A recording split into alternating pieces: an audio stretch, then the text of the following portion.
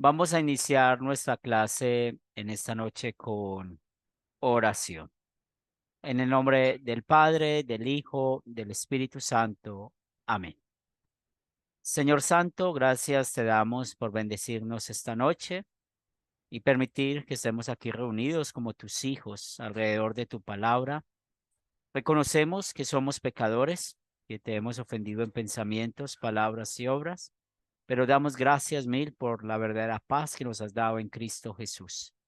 También damos gracias por el Espíritu Santo, que no solamente nos ha dado la fe, sino también la seguridad del cielo, de la vida eterna. Ponemos en tus manos a Diosnel, su familia, y sobre todo darles el consuelo que tanto necesitan, como también nos unimos en oración por la familia de Armando Rivero, igualmente por él, que parece que fue secuestrado. Ayúdale, fortalécele, Señor, y que pronto pueda estar libre. Igualmente consuela también a su familia. Oramos por la mamá de Benjamín, puesto que está en Popayán, que también seas tú fortaleciéndoles. Y oramos por aquellos hermanos que hoy no se han conectado para que puedan ir llegando a la clase. Esto lo pedimos en el nombre de Cristo Jesús. Amén.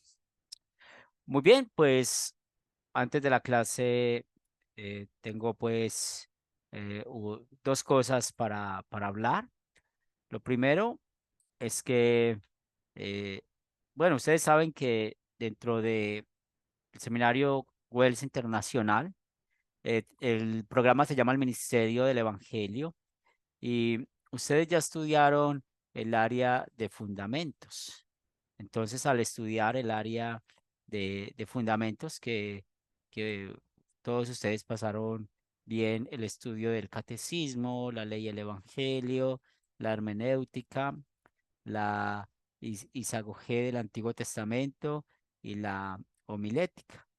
Y luego ustedes recibieron un certificado por fundamentos, y excepto pues Rafa, que le queda faltando consejería junto con Marley, pero los demás pues hicieron el certificado de fundamentos y de consejería. Y esta noche es nuestra última clase. ¿Y con esto qué quiere decir? De que estamos terminando el curso o el área de la teología.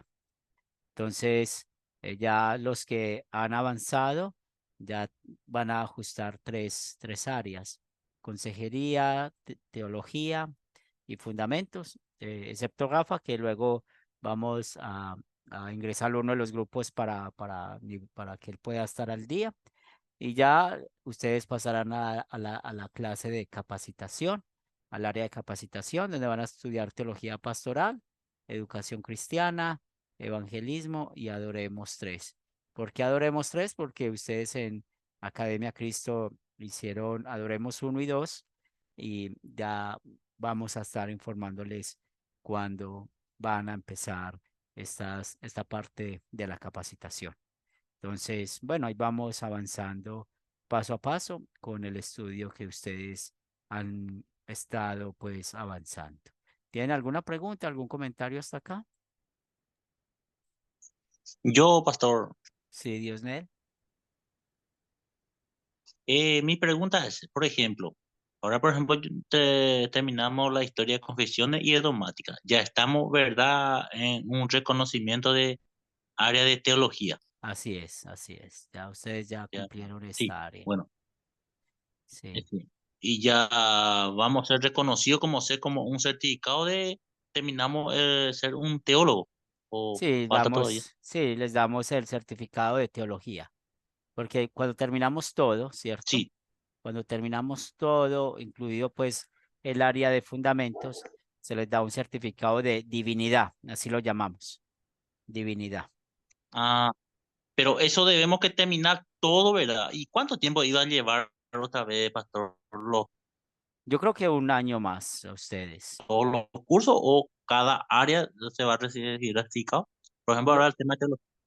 sí, Y ahí vamos a recibir, por ejemplo, el reconocimiento de teólogo, de consejería, o usted ya hizo consejería, eso ya lo hicimos. Eso fue de los primer curso que esta es mi ustedes vieron. pregunta. Bastante. Sí, usted ya lo hizo.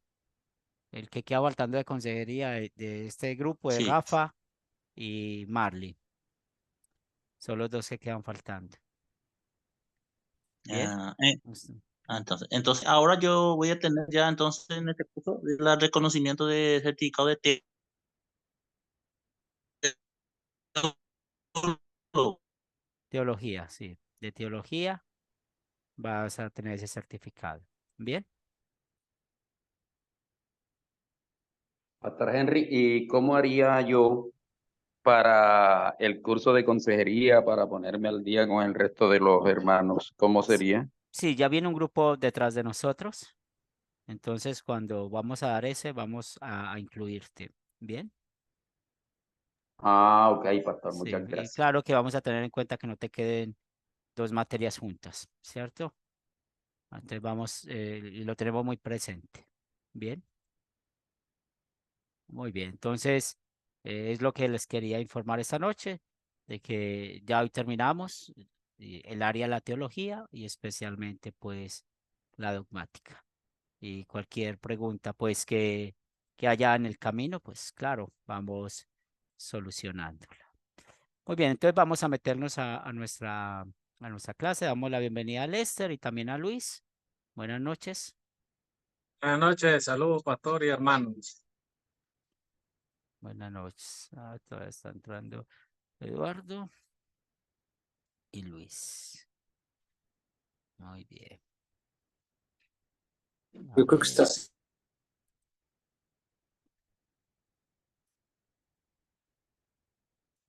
Ya está Eduardo.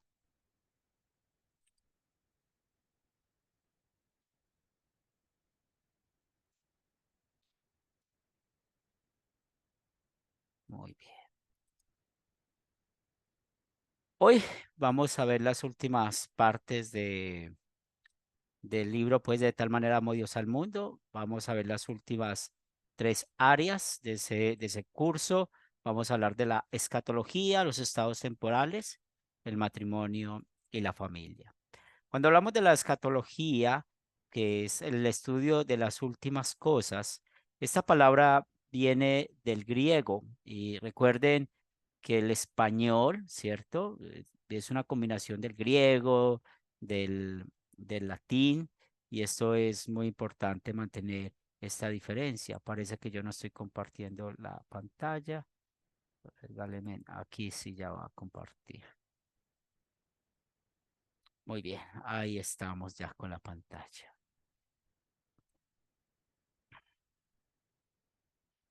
No sé. Muy bien. Entonces, la escatología, ya como les acabo de decir, viene de una palabra griega que significa, que es eschata y significa últimas cosas. La escatología se estudia la muerte, que es el fin de la vida humana sobre la tierra, es la condición de los muertos, la segunda venida de Cristo, el error del milenialismo, la resurrección de todos los muertos, el fin del mundo, el juicio final, la condenación eterna en el infierno y la vida eterna en el cielo. Esos son los temas que siempre vemos en la escatología y es lo que vamos a ver en esta noche.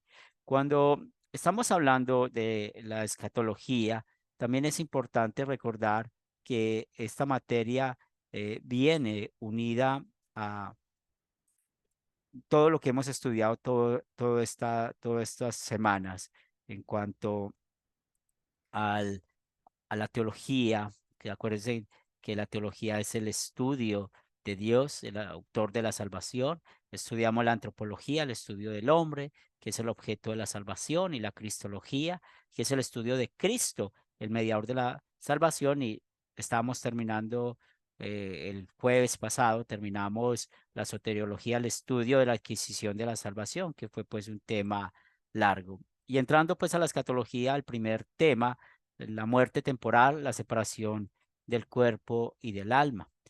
Teológicamente, la escritura nos enseña que la muerte ocurre cuando el alma se separa del cuerpo.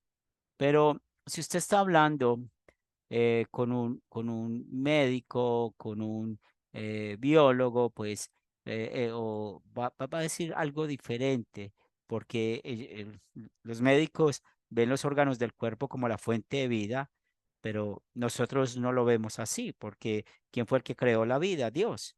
Entonces, para nosotros, el alma, y eso es muy importante, el alma es la fuente de vida. Recuerde que nosotros estudiamos del alma cuando hablamos en la teología, en el estudio de Dios, que Él creó el mundo. También los médicos y los especialistas de la ética médica debaten el tema de cuándo una persona está biológicamente muerta. Entonces, algunos dicen que ocurre cuando el corazón deja de latir, otros dicen que cuando el cerebro deja de funcionar. Pero teniendo nosotros en cuenta la verdad de la palabra de Dios, pues se termina la vida cuando se separa el cuerpo del alma. Y eso nos recuerda dos textos bíblicos, y hay muchos más textos bíblicos que apoyan esto, cuando el hombre rico que dice, necio, esta noche viene a pedir tu alma.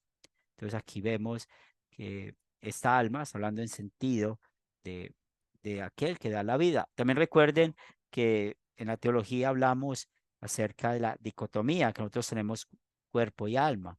Otros creen en la tricotomía, alma, espíritu y cuerpo, pero aprendimos que el alma y el espíritu son sinónimos y la diferencia está en el contexto. Y Eclesiastés 12:7 nos habla de que el polvo vuelva a la tierra como era y el espíritu vuelva a Dios que lo dio. Por eso nosotros siempre que estamos evangelizando preguntamos a las personas si usted está en la presencia de Dios y Dios le dice, ¿por qué vas a entrar al cielo? ¿Qué le contestarías? Pensando en ese último versículo de Eclesiastés, porque queremos la respuesta de que vamos a entrar al cielo es por Cristo. Pues Dios no nos va a hacer esa pregunta, porque bíblicamente no hay una evidencia que Él va a hacer esa pregunta, pero sí es una manera de que nosotros confesemos a Jesús en este mundo. Entonces, para asegurarnos de esto, es cuando en el evangelismo podemos usar preguntas como estas. Usted y yo necesitamos tener bien claro que la muerte ocurre temporal y esta muerte temporal, pues, es la que ocurre a causa del pecado, cuando Adán y Eva pecaron, ¿cierto? Comieron del árbol de la ciencia del bien y del mal, y ellos desobedecieron a Dios y murieron. Y cuando leemos con San Pablo en Romanos 6:23 que la paga del pecado es la muerte, entonces la muerte temporal, que es la separación del cuerpo y del alma, ¿por qué existe? Existe por el pecado que hay en el mundo. Pero cuando estamos hablando de Romanos 6:23, que es un versículo muy clave para esto, también Pablo no solamente habla de la muerte temporal, que ya sabemos que la separación del cuerpo y el alma, habla también de la muerte espiritual, o sea, con este versículo podemos hablar de los tres sentidos de la muerte, y la muerte espiritual es la separación del alma de Dios. Y también hablamos de la muerte eterna, que es estar en el infierno. Por eso es muy importante que también recordemos que la muerte es universal, pero hay unas excepciones que vemos en la Biblia. Enoc y Elías, pues sabemos que Dios se los llevó sin ver la muerte. Y bíblicamente o teológicamente no podemos demostrar el por qué sucedió esto, por qué Dios los llevó así. Pero nosotros sencillamente vamos a decir amén. Y los vivos, los que estemos vivos en este momento, pues estábamos también esperando la segunda venida. Porque si Jesús viene hoy, vamos a ser como Enoc, como Elías, que no conocieron muerte, y la Biblia pues nos habla que nuestro cuerpo se va a transformar y vamos a recibirle a Él en una nube. Porque Pablo en Tesalonicense, en Primera Tesalonicense nos dice esto. También es muy claro que nosotros necesitamos tener bien claro de que Jesús no tenía que morir, porque otra vez la paga del pecado es la muerte. Pero ahí es donde vemos la sustitución de Jesús, su muerte voluntaria por amor a usted, por amor a mí. ¿Quién gobierna la vida humana? ¿Quién dice cuándo morir? Es Dios. Dios es el único que sabe el día que usted y yo vamos a partir de este mundo. Y hoy en día podemos escuchar muchas personas cuando conocen a alguien que ha estado por muchos años con una enfermedad que no habla, abre sus ojos, que parece que es una persona inerte, pero sí escucha y recibe alimentos. Entonces muchos empiezan a especular quién sabe a qué está aferrado en este mundo, quién sabe a quién no quiere dejar solo y un poco de especulaciones. No, Dios sabe en qué momento va a quitar la vida de esa persona. Él es el único que lo puede hacer. Y cuando estudiamos el quinto mandamiento, aprendemos que Dios nos manda a que cuidemos nuestra vida, de que demos un buen cuidado a nuestro cuerpo físico. También eso está muy conectado con el cuarto mandamiento cuando hablamos de la pena de muerte.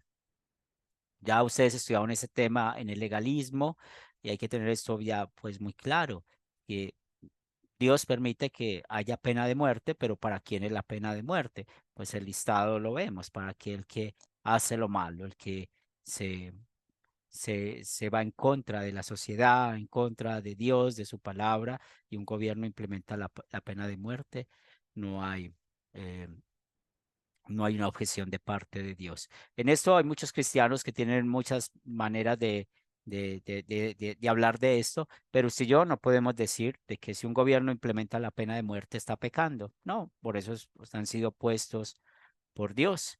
Otro tema que cuando hablamos de la muerte nos atemoriza, pero Dios siempre nos da la esperanza.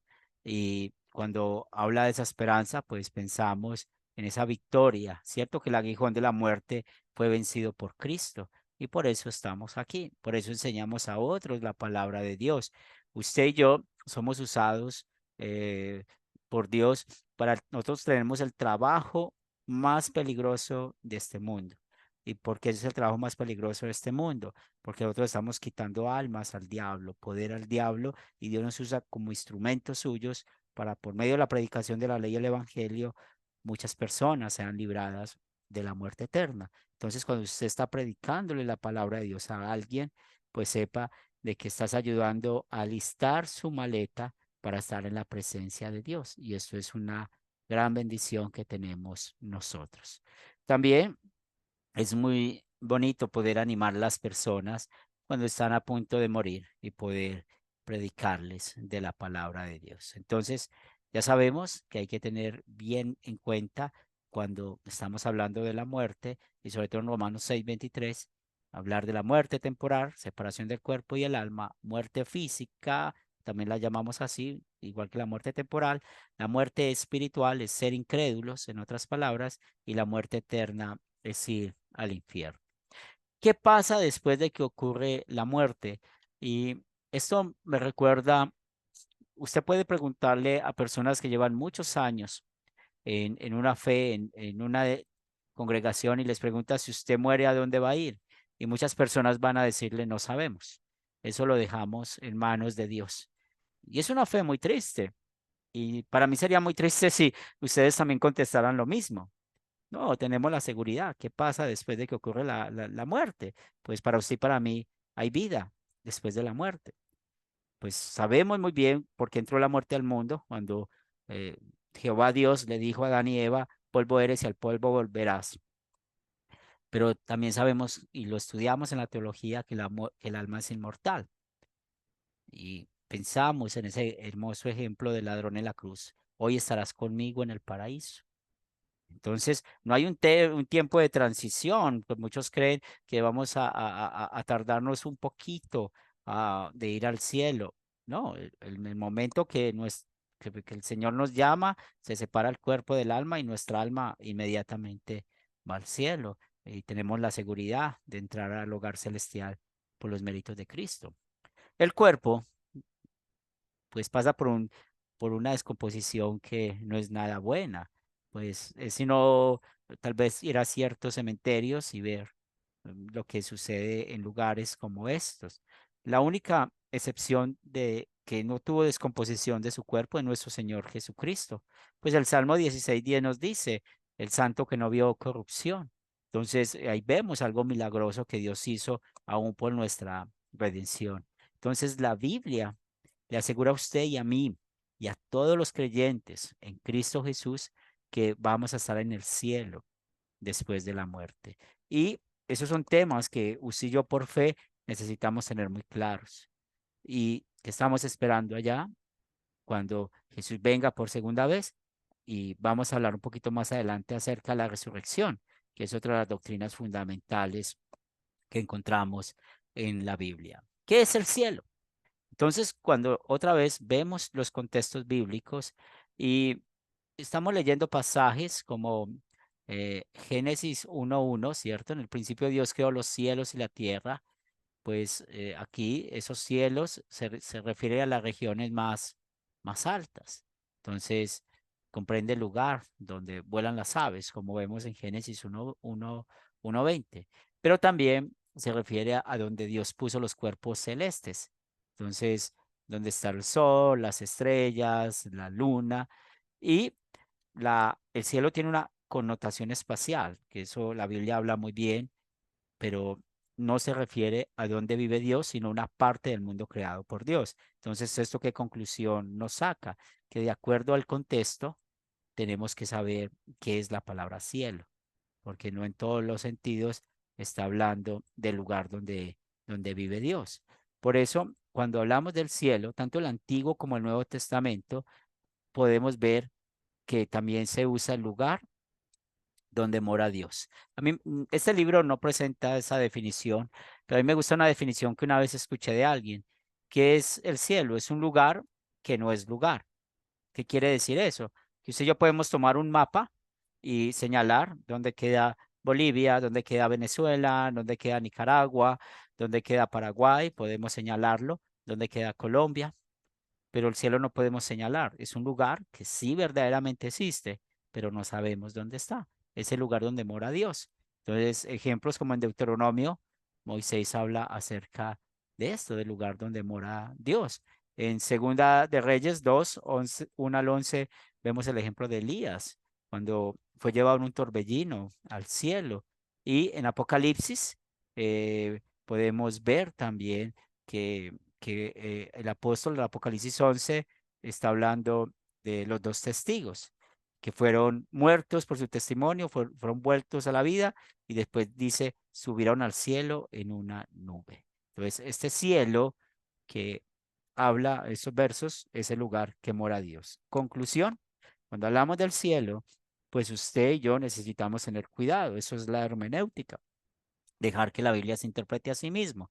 Entonces, el cuidado es que dependiendo del contexto, vamos a poder saber de qué está hablando, si él es algo espacial o la morada de Dios. Esas son las dos definiciones. También es importante esta pregunta que la hacen muchas personas. ¿Serán conscientes las almas de los creyentes de lo que ocurre en la tierra después de que vayan al cielo? La Biblia no responde esa pregunta.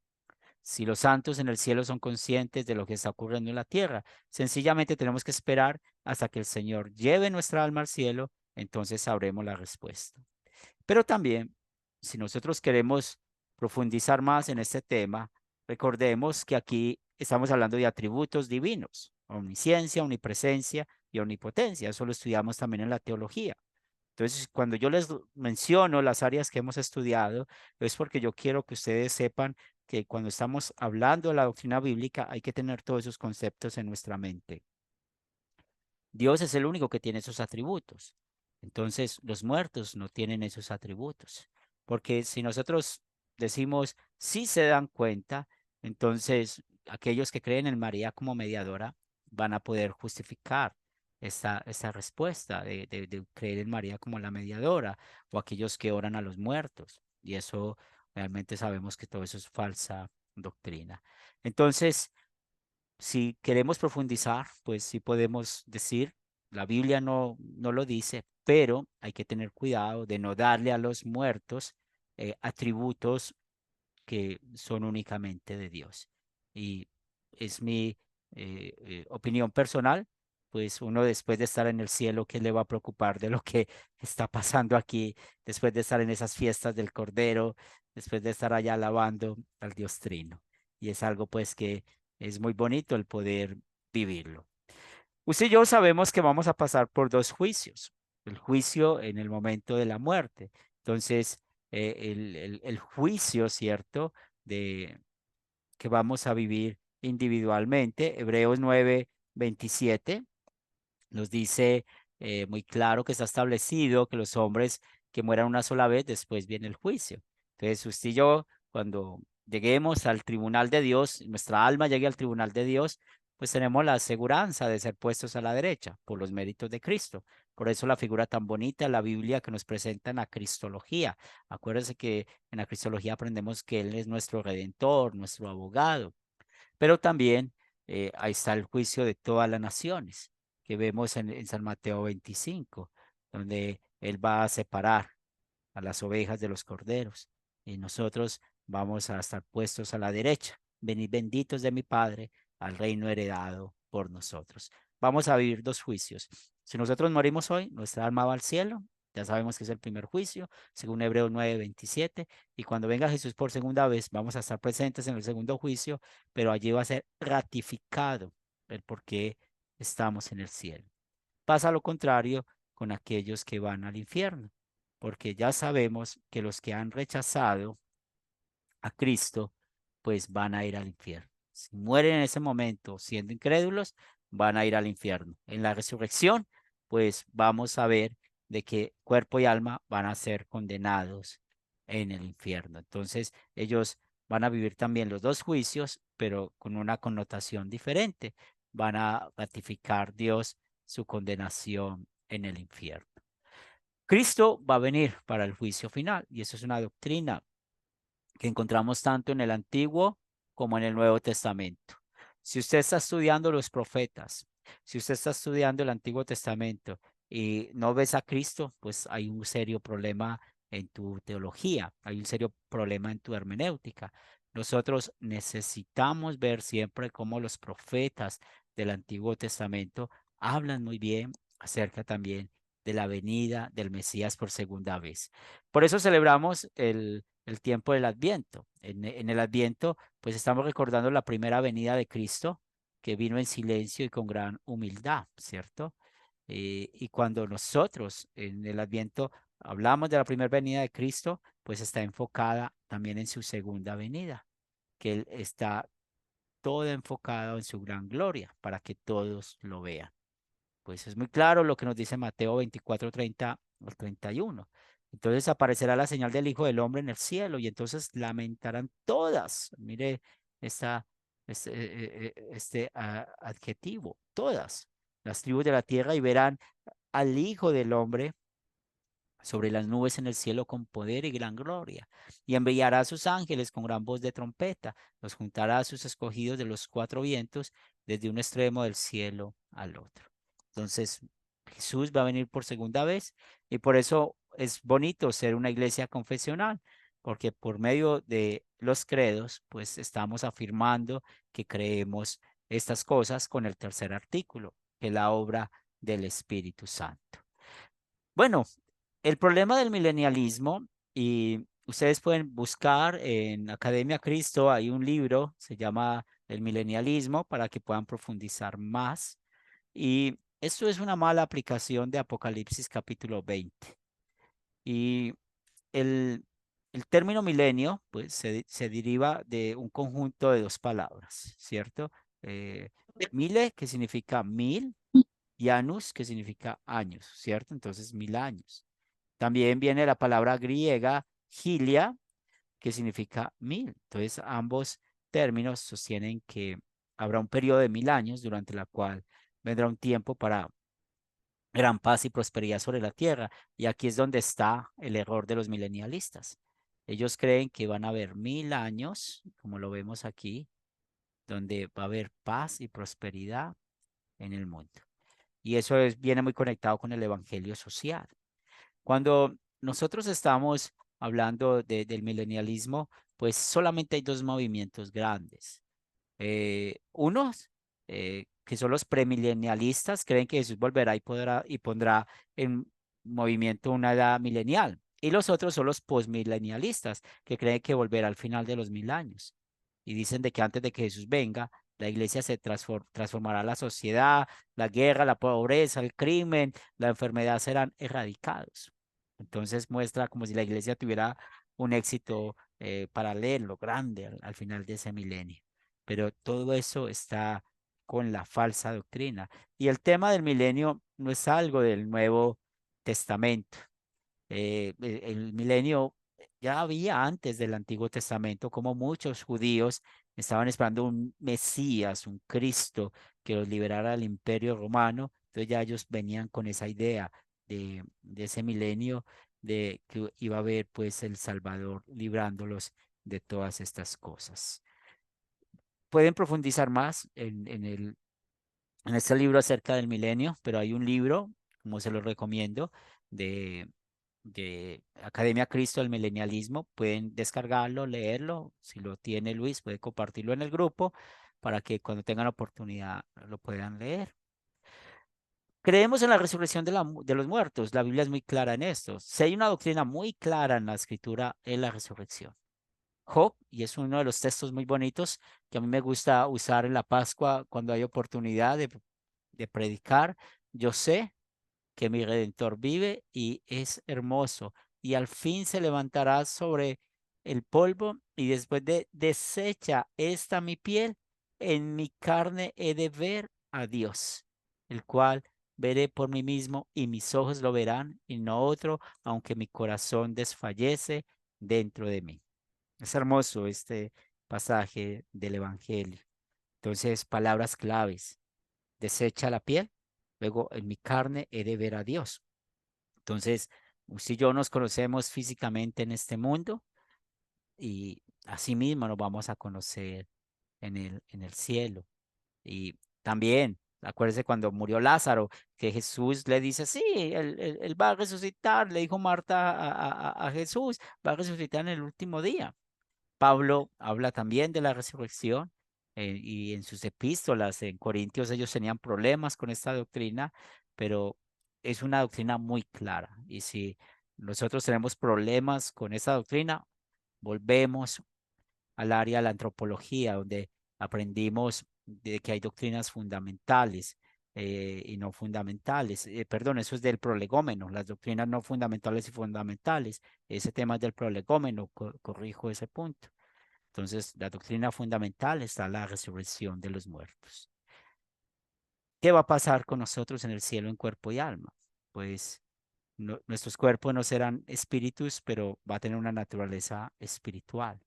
Vamos a ser libres de sufrimiento, no habrá hambre, sed, dolor, ni frío. Va a haber inmortalidad, incorruptibilidad, o sea que jamás vamos a morir. Fortaleza y solidez. Nuestro cuerpo no estará debilitado por los estragos del pecado. Vamos a vivir en gloria. Nuestro cuerpo reflejará la gloria de nuestro amoroso Dios. Va a hablar, vamos a tener belleza. O sea, ninguno de los defectos que tenemos hoy en día vamos a tenerlos en el cielo. Pero lamentablemente, cuando hablamos de los incrédulos, ellos también van a ser resucitados, pero ellos no van a tener un cuerpo glorificado, van a tener su cuerpo resucitado, pero arruinado por el pecado, y no podemos especular cómo va a ser esto allá en el infierno, pero tampoco vamos a tener que averiguarlo porque no vamos a ir allá. También dentro del tercer artículo del credo, hablamos del fin del mundo. Todo lo creado va a llegar a su fin. Jesús dijo, el cielo y la tierra pasarán, mas mis palabras no pasarán. Y ustedes van a encontrar en el libro que se habla mucho en cuanto al juicio final, o lo que pasa con el fin del mundo, que San Pedro usa dos palabras: transformar, destruir. Cualquiera de esas dos palabras vamos a verlo en todo su contexto, pero lo que nos interesa es que si esto es transformado o es destruido, es que estemos en cuerpo y alma en el cielo. En el fin del mundo, no tengamos miedo cuando Jesús venga por segunda vez. Por esto, en el juicio final, ya sabemos que hay un día de ajuste de cuentas para el mundo, un día en el que todos debemos comparecer ante Dios para el juicio final y público. Ya expliqué esto hace unos minutos atrás, y van a profundizar más en la lectura de esta sección. Todas las naciones serán reunidas delante de él. En Mateo 25 es uno de los pasajes más bonitos que podemos encontrar para nosotros, y más desconsolador para los incrédulos. Pero este historia, o estas palabras de Jesús en Mateo 25, son palabras que usted y yo necesitamos entender. También podemos hablar de la condenación eterna. Ya sabemos que es el resultado del rechazo de Jesús. La condenación eterna es un hecho. Jesús dice otra vez en Mateo 25, irán al castigo del eterno. La Biblia usa muchos nombres para referirse a la condenación eterna. Destrucción, infierno de fuego, infierno, gehenna, que significa tinieblas de afuera, fuego eterno preparado para el diablo y sus ángeles, castigo eterno, abismo, Hades. Pero este Hades, también recuerden que hay que tener cuidado con el contexto, ¿cierto? Eterna perdición, juicio eterno, tártaro, que también traduce infierno, densa oscuridad, segunda muerte, lago de fuego y azufre. Entonces, son términos que hablan de la condenación eterna. Y también la palabra Seol, hay que tener mucho cuidado, porque lo podemos ver en el Antiguo Testamento, pero también depende el contexto. Hablando del contexto, si está hablando de la sepultura, o sea, de la tumba, o está hablando del infierno. Y por último, de la escatología, vamos a hablar de la vida eterna. Es también un hecho. Juan 3:16, el pasaje que todos sabemos de memoria, porque de tal manera amó Dios al mundo que ha dado a su Hijo unigénito para que todo aquel que en él cree no se pierda, mas tenga vida eterna. Entonces ya sabemos que la vida eterna es el goce de las bendiciones de Dios. ¿Alguna pregunta aquí con la escatología?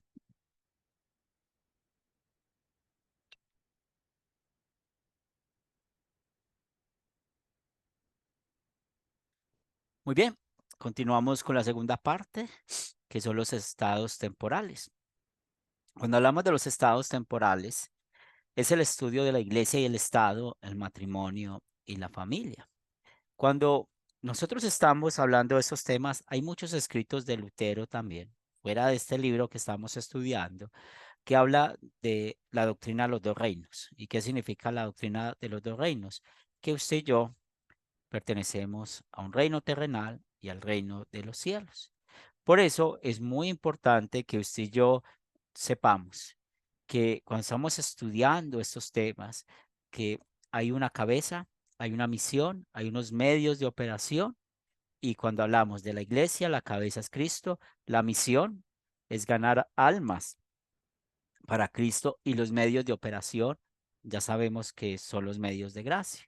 Eso lo vimos en la soteriología. Para el gobierno, pues ya sabemos que hay una cabeza y esa cabeza es el gobierno. No importa el tipo de gobierno que haya, Dios ha establecido todos esos gobiernos. O sea, si es monarquía, si son oligarquías, si son dictaduras, si es democracia, no importa cuál es el sistema que tenga ese país, eso ha sido puesto por Dios y Dios lo tiene como cabeza.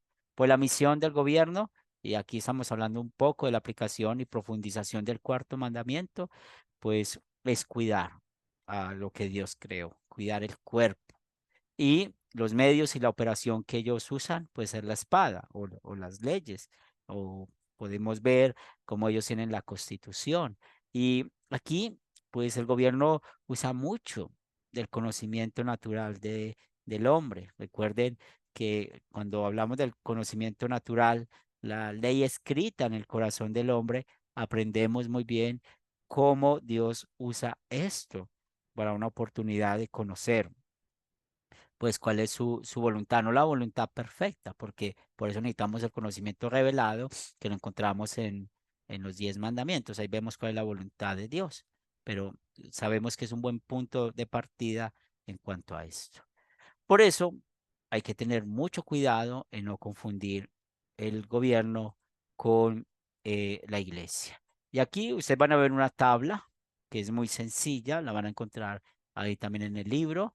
Entonces, la iglesia, la cabeza es Cristo, el Estado, la autoridad en el gobierno, ya sabemos, no importa el tipo de gobierno que haya, la misión, hacer discípulos para Cristo, del Estado, proveer para los bienes temporales de los ciudadanos, los medios de operación, el Evangelio, la palabra y los sacramentos, y el Estado, la razón, legislación, los tratados, el castigo, las condenas.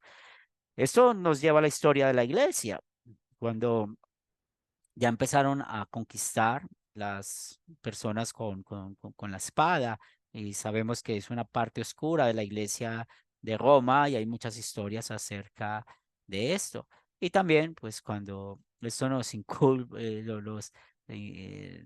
es importante también saberlo, cuando Colón pidió ir a nuevas tierras, pues él dijo a los reyes de España que era para evangelizar. Y allí pues vemos de que hubo una gran confundición del trabajo de la iglesia y el Estado.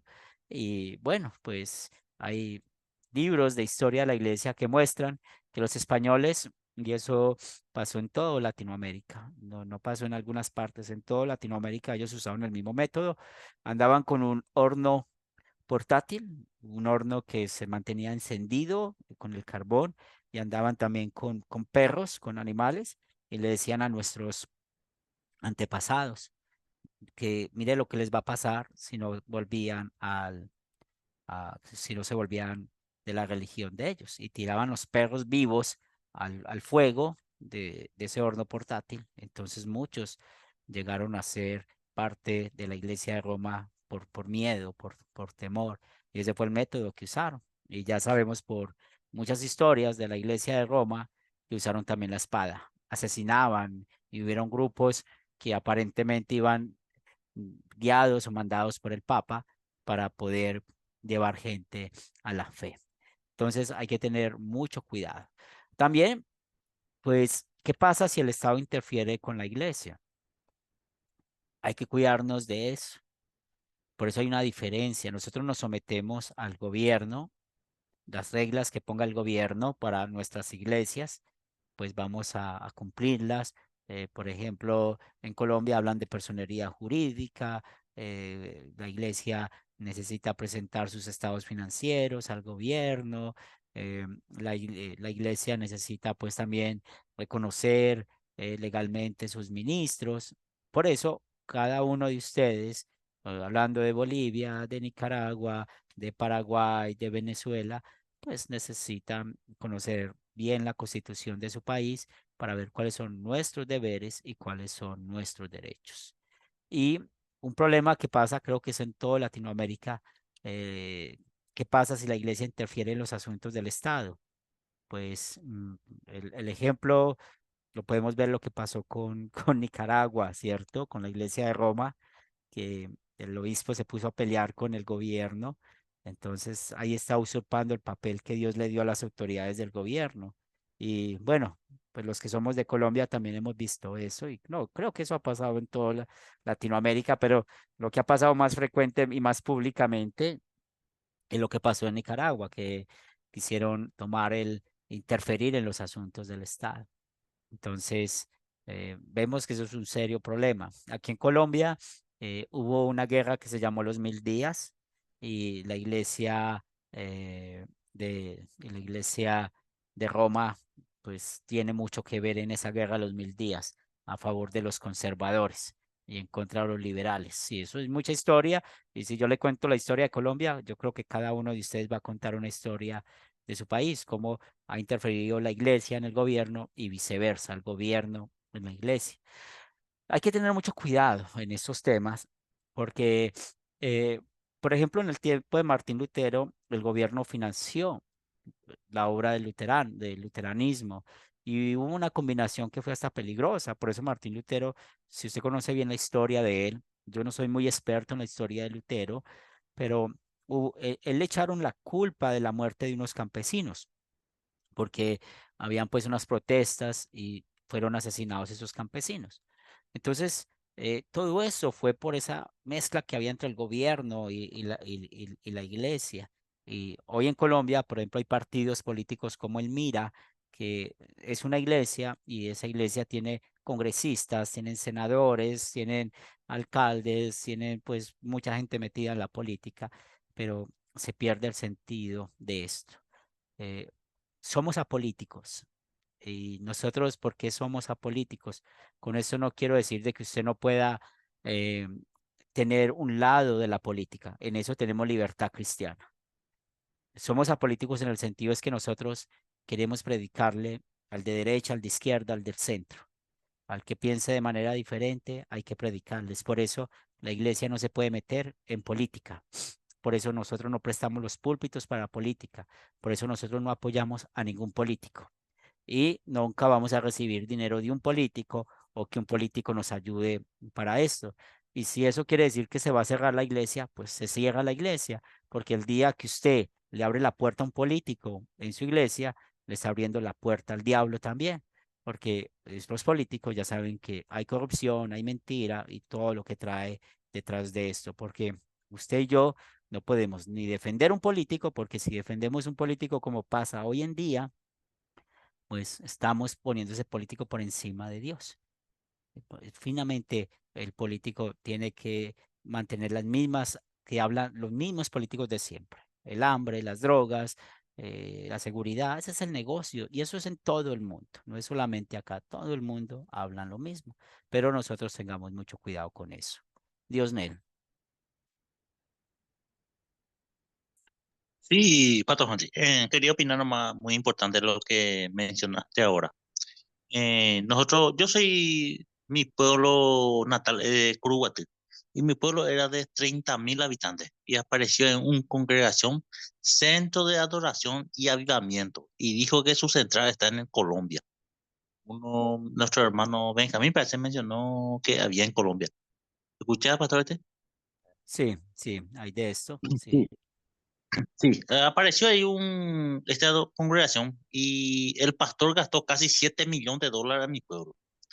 Compró ganado casi 6.000 cabezas, casi 15 colectivos. Lo que sí compró el discoteca por 500.000 dólares, 140.000 dólares, un radio. Agarraron todos los políticos, pero en su nombre no se encontraba ni un cuenta bancario. Y él viajaba en Colombia, y según en Colombia, pero a veces mintió, usó el nombre pero era un pastor, pero manejaba en política. Los candidatos de presidente, vicepresidente, apareció como significativamente corrupto de los Estados Unidos, se asociaba con los libaneses, todos los terroristas y eso. Y mi pueblo de Curuguaty cayó a tierra por motivo de esto, porque se encontró millones y millones de dólares congregación. Y justo ahora vos mencionaste, porque en mi pueblo yo presencié que este caso ocurrió, que vos mencionaste ahora, nosotros, familiar, pueblo, más de 30.000 personas están presentes, como fueron engañados. Y este que vos mencionaste ahora, Pastor Henry, este mismo usó el pastor, y el pastor se agarró su hermano, agarró el pastor, pero movía millones, según casi 1.000 millones de dólares, ellos usaron totalidad de su operación. Wow, sí. Y tengamos cuidado con eso, ¿cierto? Y también, otra vez, la iglesia no es para eso. La iglesia es para hablar la palabra de Dios y, o sea, no prohibamos que los cristianos sean políticos, pero no permitamos que la iglesia se divida por política. Entonces, yo estoy hablando con personas que son líderes de la iglesia, van a ser líderes de la iglesia, pues hay que ser apolíticos. Y ojalá todos los cristianos fuéramos apolíticos, no en cuestión de que no nos importe, si nos va a importar nuestro país, si nos va a doler nuestro país. Ustedes van a leer eso en este documento, las iglesias y su relación con el Estado. Eso lo van a leer en este estudio. Y por eso votamos y votamos a lo que nosotros nos parezca, ¿cierto? Pero no públicamente, no manifestemos a quién apoyamos. ¿Por qué? Por el radicalismo que hay hoy en día. Entonces, el día de mañana yo quiero predicarle a alguien y de pronto ese alguien es muy, muy, muy seguidor de un sistema político y no nos va a querer escuchar, antes nos va a atacar o va a pasar al contrario, ¿cierto? También el gobierno está encargado de la educación, hay escuelas públicas y bueno, van a leer mucho del contexto de Wells en Estados Unidos. Wells es un sínodo de más de 170 años. Ellos tienen escuelas, tienen universidades y tienen pues en varios estados escuelas luteranas confesionales. Es algo que ellos han construido por años. En Latinoamérica ir a pasar eso, solo Dios lo sabe.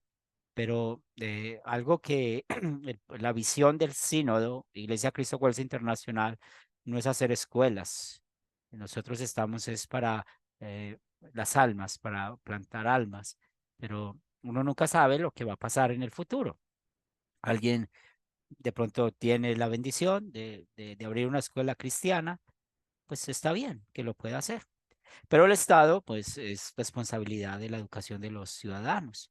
Ustedes van a estudiar en los principios de la educación cristiana, como los padres somos el grupo primario. Y nosotros, ¿cómo vamos a cuidar a nuestros hijos cuando van a la escuela pública? Pues enseñando en casa la doctrina. Por eso acuérdense que el catecismo menor fue escrito para esto, para que los padres enseñemos a nuestros hijos la palabra de Dios. Y eso es un problema. Pues aquí tenemos un profesor que es Rafa. Yo creo que él sufre ese problema de que los padres son despreocupados por la educación de los hijos en todos los sentidos, porque los padres creemos que es responsabilidad de la escuela, del colegio, toda la instrucción. No, los padres necesitamos tener esa responsabilidad, no dejar esa carga a la escuela, al colegio, porque hay que poner el granito de arena. Y más cuando hablamos de cosas espirituales, también hay que estar guiando a nuestros hijos para que no sean rebeldes en la escuela, obedezcan y también puedan hacer bien sus tareas. Eduardo.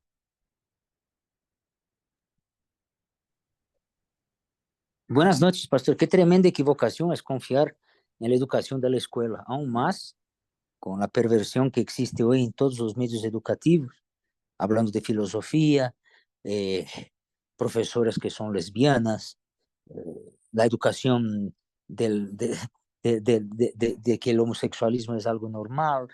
Wow, realmente creo que es una equivocación total pensar en ese sentido. Y mismo en escuelas cristianas, que supuestamente son cristianas reformadas, lindo sería tener escuelas luteranas, confesionales, ¿no? Eso sería formidable, pero definitivamente hoy, y universidad ni que lo diga, yo tengo 3 hijos en la universidad es el antro del diablo, les convencen de su razonamiento y realmente tengo problemas serísimos, serísimos en casa, aunque conversemos, oremos, van a la iglesia, hay momentos de discusión sumamente álgicas, porque traen esas ideas desde afuera. Es realmente un problema eso, pastor. No quiero tomar mucho el tiempo. Muchas gracias. Sí, y es el mal de todos nosotros, ¿cierto? Todos sufrimos todas estas cosas, ¿cierto? Bueno, y la relación de la iglesia es con el Estado, pues ya sabemos, el cuarto mandamiento nos manda que nosotros nos sometamos al gobierno. Estamos hablando de las iglesias visibles. Entonces, hay que conocer las leyes del Estado. Siempre nos registramos como organizaciones sin ánimo de lucro, pero hay unas leyes estatales o federales. En el caso, como les digo, de Colombia, nos piden personería jurídica. Nosotros cada año tenemos que declarar ante la DIAN, que es la parte de los impuestos, eh, cuánto pues ingresó, si tenemos templos, pues demostrar que esos templos pues son usados para el culto y todo eso, y para eso pues hay un contador, pero ustedes necesitan, cuando legalicen sus iglesias, pues investigar bien acerca de esto, pero y pensar siempre en someternos al gobierno. Ya hablamos un poquito de los cristianos y la política, ya les hablé de esto, pero no creamos en las mentiras para terminar esa sección en, en, en, en- en que los políticos van a eliminar la pobreza, van a eliminar la discriminación, la enfermedad, la guerra, y que algún día puedan controlar el clima. Eso es un sueño imposible, eso es mentira, no creamos eso los políticos, porque claramente estamos estudiando la escatología que nos enseña la escatología, que cada día es peor, cada día va a ser peor a causa del pecado, ¿cierto? A causa de la naturaleza pecaminosa desde la concepción. Entonces, esto nunca va a mejorar. Y por eso, pues, cuando nosotros vamos a, pues, a votar, hagámoslo siendo conscientes, pero también, pues, no seamos ingenuos, no seamos ingenuos, que usted sabe que los políticos necesitan el pan diario. Yo vivo en una ciudad que es muy moderna, aquí hay muchas drogas, y eso es un problema grande de mi ciudad, la drogadicción. Y yo a veces me pongo a pensar cuántos políticos han prometido erradicar la drogadicción y ninguno va a poder porque es el negocio de ellos. Ellos están detrás de todo esto. Entonces, bíblicamente no caigamos en eso y tengamos cuidado. Luis. Sí, no, era para comentarles que acabo de subir un libro de nombre, no sé si es el que usted, Tiempos Finales, y en el capítulo 14 aparece el milenialismo. No sé si es eso. Es la que pude Sí, pero encontrar. ese libro, sí, el que yo voy a compartir después de la tarea, ¿cierto? Porque no vamos a confundir. Porque si es el mismo, entonces no tengo nada que compartir, ¿sí? Sí, Entonces, o bueno, sea, que lo no, elimines porque es, para que sí, no nos sí, confundamos. ¿Sí? sí. En Academia de Cristo no pude lograr conseguir lo que, entonces pensé que era este. Yo lo Sí, elimino. no, sí, por favor, hermano, para no tener, es el milenialismo, es como tal. Si no lo tienes, yo lo busco y se lo comparto. Bien, Gracias. Sí, hágale mano. Muy bien. Entonces, si usted va a ser un juez, yo conozco hermanos en Wells que han sido jueces. Si usted va a ser un juez, pues usted va a cumplir su trabajo como juez, ¿cierto? Por ejemplo, un tema difícil de ser juez es pasar por un divorcio, pero ¿para qué le está pagando usted el Estado? El gobierno es el que habla de los divorcios, ¿cierto? Entonces usted va a ser justo en esas cosas.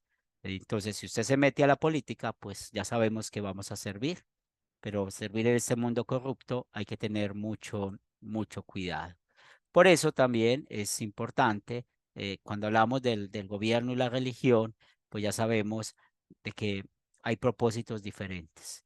Entonces, hay normas que ponen los gobernantes, por ejemplo, están a favor del suicidio o a favor de la eutanasia o a favor del aborto, pues ¿cuál es nuestra posición? Nuestra posición no es como participar en tantas cosas que no tienen sentido, porque por ejemplo en Colombia, hablo de la experiencia de Colombia, a uno lo buscan mucho porque, ay, vamos a hacer un plantón en contra del aborto, ay, vamos a firmar esto en contra del aborto, y cuando se empieza a investigar, detrás hay políticos, o sea, hay fines políticos.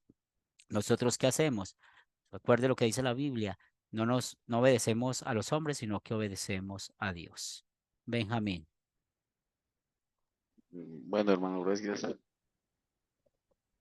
Estos comentarios a lo largo de los cursos en la Academia Cristo siempre han sido muy claros y bíblicamente sostenidos. Me he dado cuenta, hermano Henry, que lo ideal es no mezclar las cosas. La palabra de Dios, no sé, pido disculpas, como siempre, si estoy equivocado. No necesita ayuda, ni nosotros tenemos el por qué hacer aportes, porque claramente es ella misma.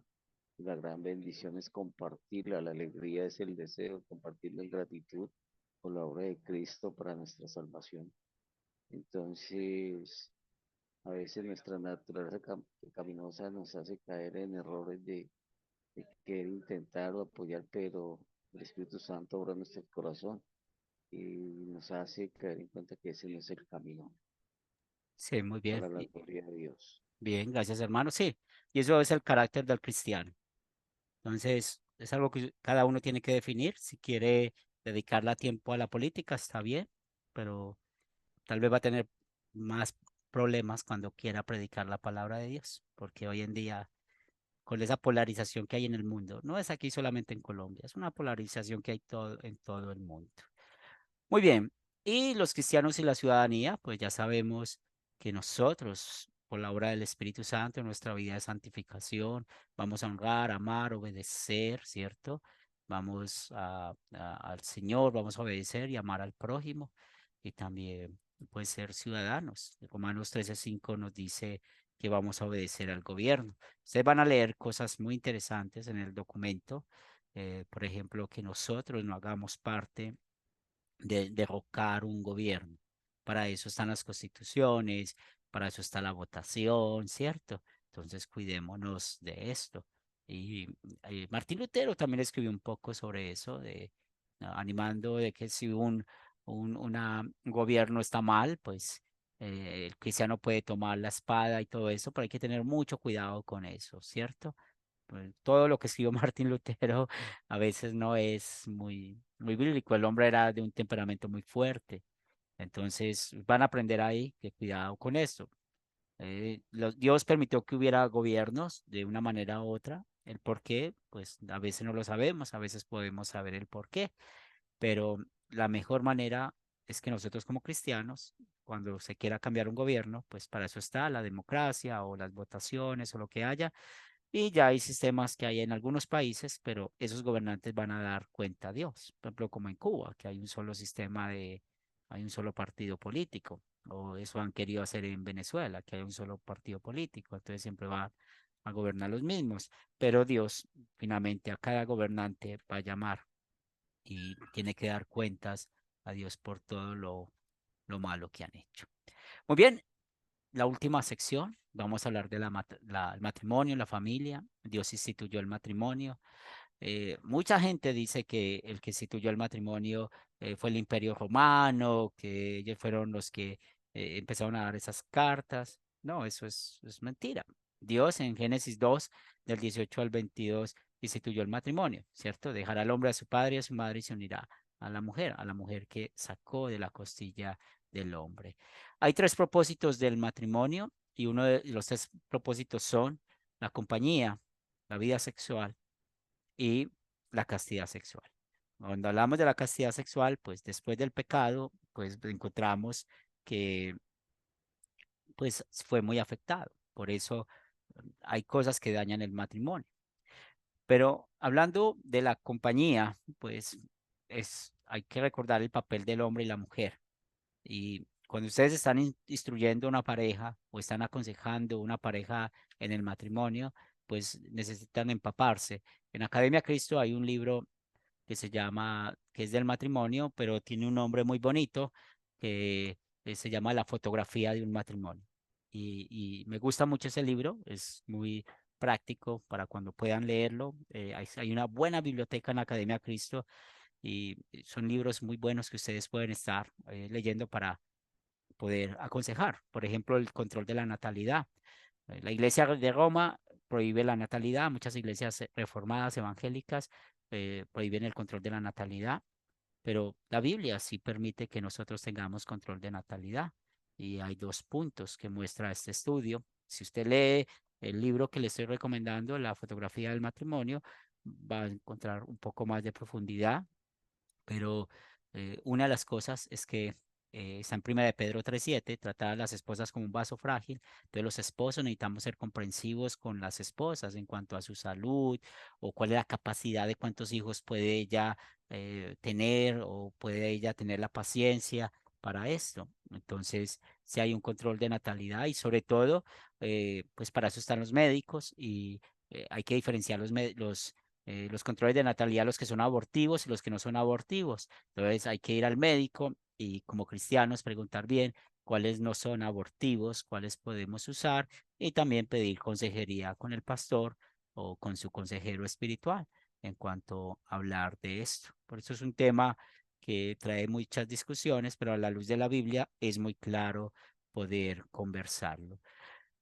Para nosotros, pues hay muchas cosas del matrimonio que son culturales, el compromiso y el matrimonio. En la Biblia, ¿cierto? En la Biblia podemos ver que el compromiso y el matrimonio es casi lo mismo para nosotros hoy en día, ¿no? Pues el compromiso es que hay una promesa que yo me voy a casar.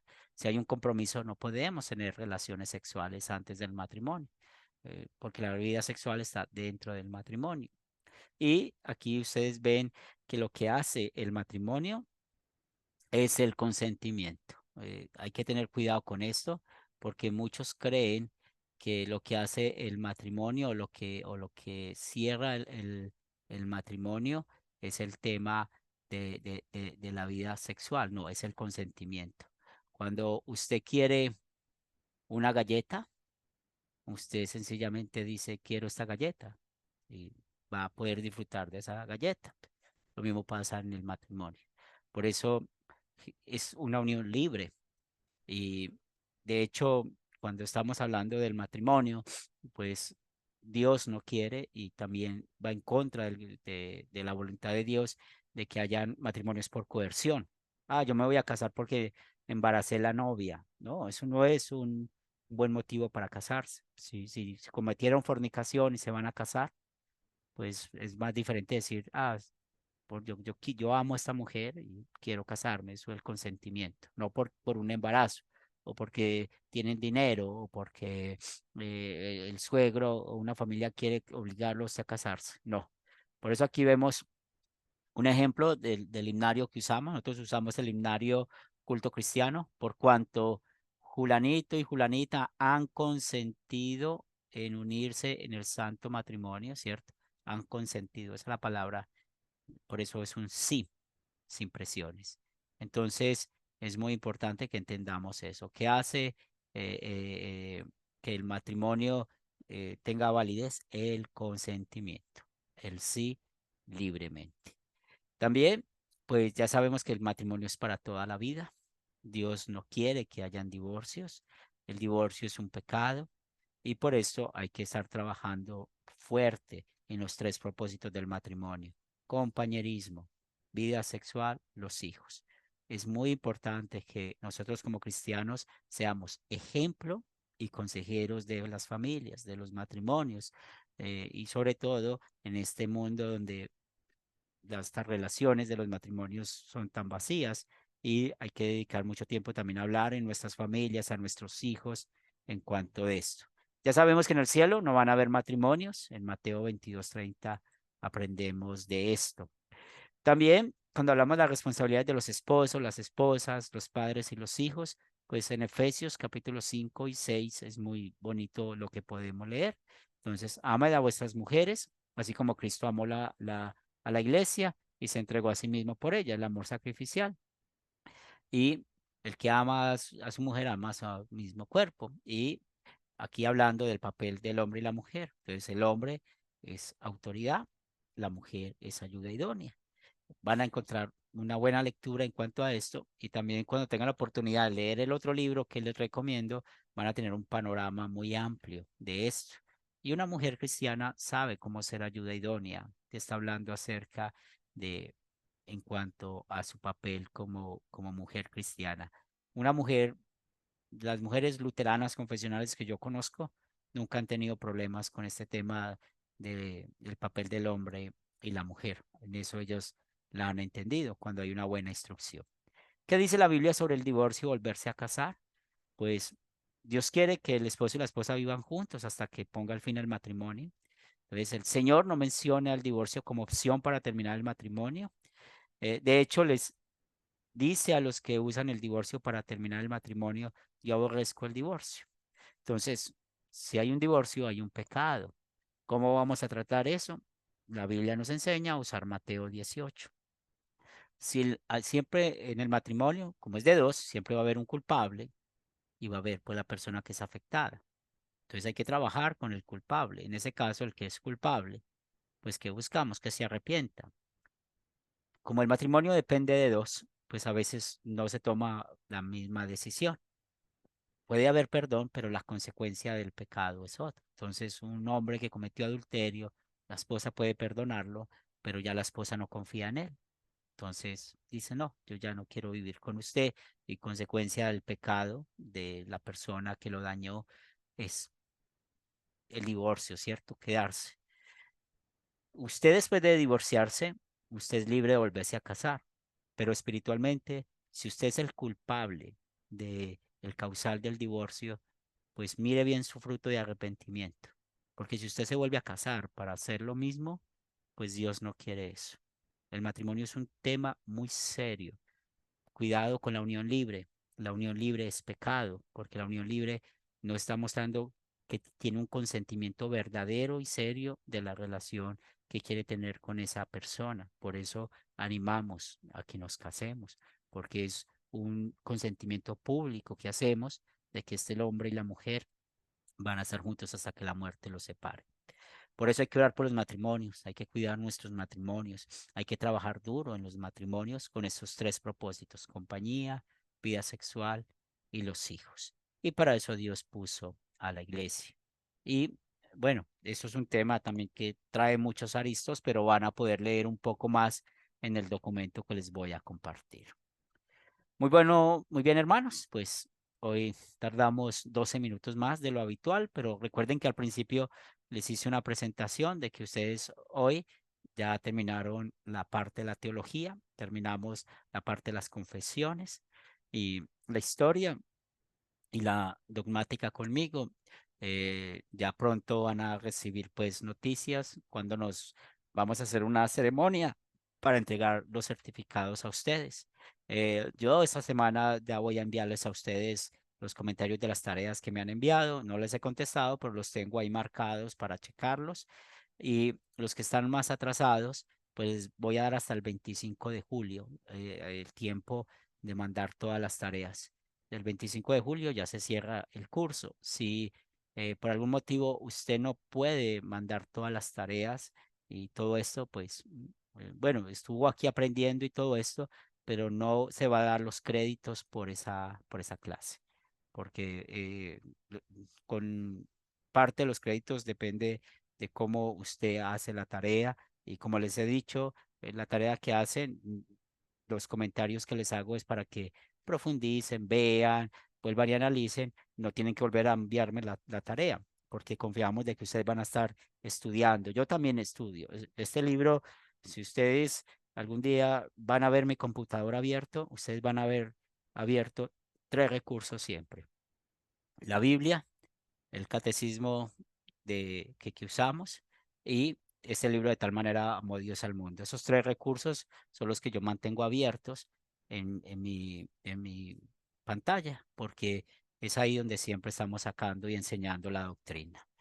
También muy agradecido con ustedes por su participación en esta clase. Me perdonen también los momentos tal vez difíciles o que no tuve claridad. Si en algo no he sido claro, pues también pueden decirme por el interno y damos pues gracias a todos por esto. Entonces, que quede bien claro lo importante de terminar las tareas. Entonces, tenemos un día más, una semana más, para casi 2 semanas, para ponernos al día en las tareas. Y si no terminamos todas, ya saben pues que no puedo dar los créditos. Y ya saben también que van a pasar unos días. Yo les voy a confirmar. Todavía no está claro, tengo que hablar pues con un poco con el pastor Julio, pero posiblemente la siguiente clase que ustedes tengan van a ser un curso pequeño de la adoración que nuestro hermano Jacob Bitter está preparando, pero entonces yo les estaré confirmando con tiempo. Muy bien, vamos a terminar con oración. Señor de los cielos, gracias te damos por bendecirnos, no solamente con este estudio, sino en esta noche con estos temas. Son temas que nos llaman a estar siempre repasando la doctrina. Cuando nosotros hablemos con otros acerca del reino de los cielos, estemos seguros de lo que la Biblia dice y que también callemos cuando la Biblia no habla y que necesitamos callar. Pido por cada uno de estos mis hermanos para que sigan creciendo en la fe, pero con el propósito también de que enseñen a otros, de que puedan tener en un futuro sus grupos sembradores, sus congregaciones, y así puedan también, Señor, servir en tu reino. Pedimos una bendición sobre el Seminario Cristo, que siga ayudando a otros y permite que cada día podamos seguir creciendo en la fe. Esto lo pedimos en el nombre de Cristo Jesús. Amén. Muy bien, hermanos. Dios les bendiga. Quedamos despedidos. Fue un honor para mí estudiar con ustedes este estudio. Muchas bendiciones. Gracias, pastor querido. Nosotros más bien que estamos agradecidos contigo. Que el Señor siempre te use y te dé mucha salud. Bendiciones. Bendiciones. Bendiciones a todos. Bendiciones, hermanos. Bendiciones, Pastor Henry, Y por su bendiciones, Dios. paciencia. Saludos a la familia.